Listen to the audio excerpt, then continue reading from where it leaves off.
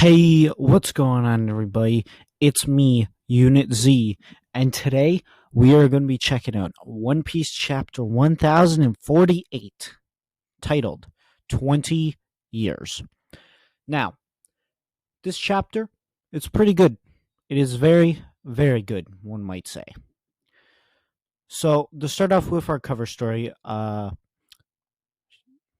we currently are still in Germa's cold-blooded voyage, Volume 10 this time, which is Germa trying to infiltrate Chocolate Town again.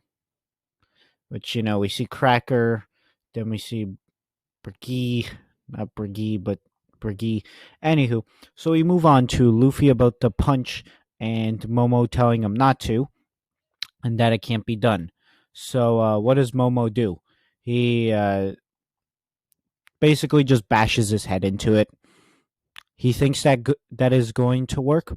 He tried, but he failed, and it's okay. So, um, looking at all of this, one might be wondering, how is Kaido gonna challenge this? Well, he charges up what he starts like glowing as if fire, as if, he's gonna use some sort of special Boro breath.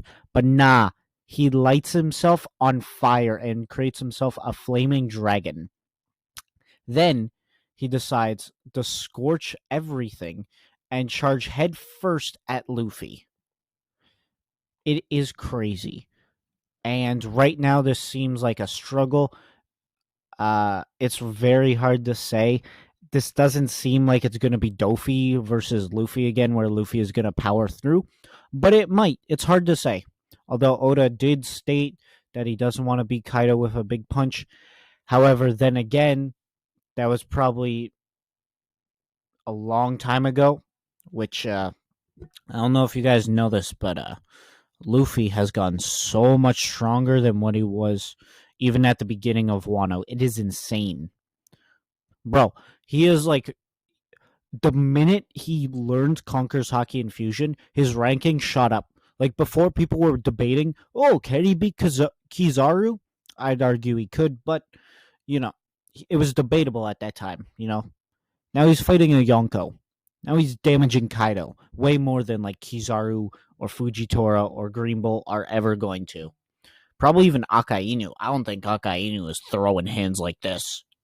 Gotta be honest. So then we cut to Usopp and Kiku and Kinemon. They're kind of out of it, so they start having a flashback, and we, see the Scabbards running away, and we get a little bit more context to what happened those past 20 years, where everyone hates Orochi, and this was actually really genius. So this was a flashback starting with Kinemon and Kiku, but then as it slowly translates over time, we see Orochi and Kaido start taking center focus.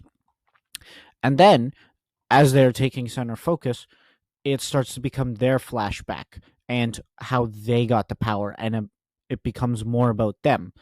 We also do see that the five not shogun, but the five daimyos decide to fight, and we actually see someone with Shusui, or what looks to be Shusui, in the back corner, and his face is conveniently hidden by a bubble. So personally, I don't think this is going to be some great reveal. Although Ringo does look a lot like Zoro too. I don't know, he just gives me that Zoro vibe. So looking at this, I really think that, it's going to be like a post. Like, remember what happened in Post Enies Lobby where Garp was like, "Hey, Luffy, Dragon's your dad. Bye." Not actually, but actually. And having something like that is just, I think that's the direction it's going to happen, because I don't think it's going to come back until after Kaido gets beat, as sort of a revelation on top of every other revelation we're going to have. We see Kaido defeating them all, Orochi. We hear him narrating and talking about what you got to do, the atrocities he keeps committing. We see the complete another decimation of people. there's a lot of not necessarily gore, but it just makes it seem so desperate and so terrible. Like we get a shot of these wicked fields a with some skulls, which I get it is kind of edgy, but then there's like a knot for people to hang themselves, and it's like it's just crazy. It's not good. It is not. When people say this manga is made for kids, I kind of roll my eyes because by that logic, you can say that Hunter x Hunter is made for kids because it involves children. You know, it it's not for kids. And then, as we finally end Orochi's flashback, he tries to take out Hiyori with him. However, Denjiro comes in after his 30 chapter absence at least. This man has been gone for like, I'm pretty sure almost a year. Actually, no, I'm pretty sure he's been gone at least a full year since the last time we saw him, which is crazy.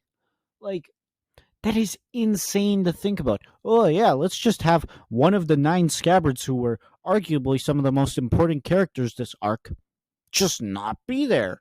But he still comes in with the cleanest cut, and Orochi's head is gone. It is on the floor. And we get to see these fantastic lanterns. These lanterns with messages on them. Please make Orochi disappear. Please free us from this hell. As we see Luffy and Kaido clashing, with the balance of Wano about to be overturned, I can definitely say that I really, really hope there is no break next week because I cannot handle another break. All right? Please, no more breaks. No more. Anywho, I'm sorry. That's enough of me rambling. Time for chapter review. Now, personally, artwork on point. Denjiro with the save was very nice. People have been speculating already that this is Kaido's awakened form. I don't know about that, folks. Like he lit himself on fire. Does that necessarily make it an awakening? Like by that logic, Luffy's Red Hawk is awakening, right? So I don't know too much about that. Artwork was on point. Denjiro with that dope cut, that clean cut. Fantastic. I'm so glad he's finally back. And in typical One Piece fashion, he's got a band-aid on his nose. But if I were to give this a rating, I'd honestly give it probably 9. Yeah, I'd say 9. It's just crazy. Also, they're starting to take Luffy's Gear 5 way more seriously, which is so nice. So nice to see. Like, originally what threw me off is that the transformation itself was originally portrayed as silly, but now it's being portrayed as serious. Because people have obviously brought up that Luffy has fought Goofy in the past. Like, he's been goofing around and stuff like that. Like, people like to bring up Water Luffy. But the thing is, Water Luffy isn't the final fight. Like, Luffy loses that fight and then beats Crocodile later. Luffy is a little bit goofy with Katakuri. But when he whips out Snake Man, it's a serious brawl from there, you know? Nightmare Luffy is a bit silly, but then once Nightmare ends, it starts the real climax. Well, not you get what I mean. So it's just weird because it seems like he combined, for example, imagine if Water Luffy and normal Luffy, like imagine if he didn't punch the climax didn't end that way on Alabasta, and it ended right after Luffy lost all of his water, you know? It's just a little different. However, right now, I can safely say I'm a fan of Gear 5. This has been slapping. And guess what? If you believe so too, then I want you to like, comment, and subscribe, and share this video with a friend. And with that being said, thanks for watching.